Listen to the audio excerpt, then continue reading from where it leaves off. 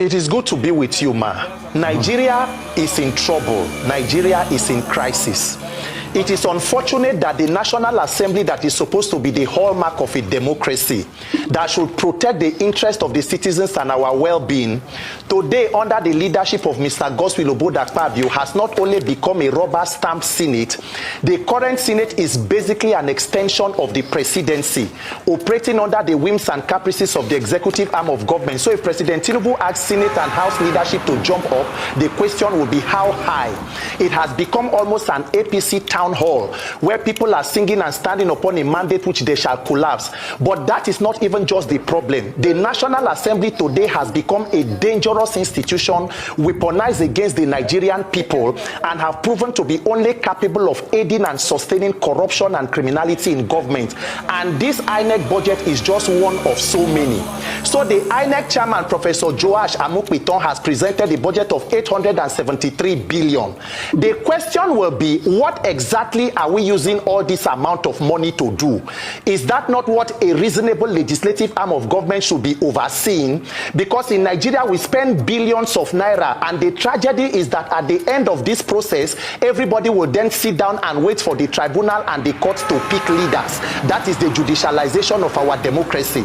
But then again, let us go into the details. The INEC chairman said about 200 billion of this money is set aside for electronic technology.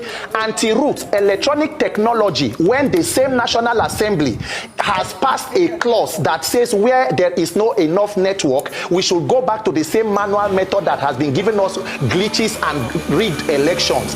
Nigerians have told the INEC chairman what exactly is the technology to be procured with 200 billion. If we do not have confidence in our own telcos to provide network on election day, INEC should immediately go into a partnership with Starlink so that the 177,000 plus polling units in Nigeria can have Starlink network guaranteed. It will cost less than 100 billion. But somehow nobody is ready to scrutinize because it is all a conduit for criminality. Do you know that in INEC, every election, INEC has been granting contract to certain persons to provide electronic technology? If there is no mischief, and this is not a work between both INEC and the lawmakers, when there was a glitch in 2023, after Mahmoud Yakubu received more than 300 billion and said 150 something billion was for electronic technology, when there was a glitch, Anti-Root and Nigerians, who has called the contractors who handled that project to book? Which of the contractors was charged to court? Which of them has been held accountable? We are still budgeting another 200 billion for the same electronic technology. So as it is today, nobody knows the contractors in INEC, who are the persons printing sensitive materials. And guess what? This is not just the budget for INEC. This is for this year, 2026. INEC will have another budget for 2027. If they need a supplementary budget, it will be given.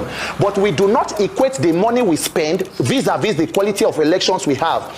Do you know that from the Senate public hearings in the Ministry of Solid Minerals headed by Mr. Dele Alake, Nigeria is still budgeting 6 billion plus to pay salaries of staff in Ajaokuta Steel Company? Have you been to Ajaokuta Steel recently? A place that has been overrun with rats and reptiles. So that is what exactly is going on in the National Assembly. Who is approving the funds for INEC and other parastatals? Who is insisting to know exactly what is being done with this money? So we just continue to have this over-bloated budget. But for now, the Senate says they are having an extraordinary session on the 17th, which is on Tuesday. Nigerians must insist that the mandatory real-time electronic transmission of result is passed, and not only passed, we want to know exactly what INEC is spending taxpayer money to do, not to spend billions of naira and end up with a glitch. It is unacceptable. If there are free and fair elections in Nigeria today, President Tinubu and his APC gang, their defeat will be announced before 1 p.m. on election day. They know that they have no path to victory in 2027, and that is why they rely on the defected governors who are standing upon a mandate which they shall collapse. You know why? When you do manual coalition, it empowers the gatekeepers in those states, the governors and political office holders, to be able to influence and superintend over those institutions, so they can rewrite figures. You can see the kind of mutilations that happened in Obiakpo and other parts of the country. So that is why you see politicians continue to push for this manual system. Nigerians must know that the more people come out to vote, the more difficult it is to rig. There is a deliberate attempt. That is why you can see everybody. If not, ask yourself the question. President Tinubu has more than 30 governors standing upon a mandate. They have the entire National Assembly, they have the judiciary, they have the police. Only INEC has not declared officially to stand upon the mandate which it shall collapse. Yet they have inaugurated city boys, township boys, everything boys, renewed hunger, renewed rascality, renewed whatever. So why are you still afraid of free and fair elections? Why are you afraid of one single clause, mandatory real-time transmission of results, which INEC has said we can do? It is mischievous. Nigerians must wake up and know that this is your opportunity to choose your leaders. Our lives will not move forward until our votes begin to count. We must insist on it.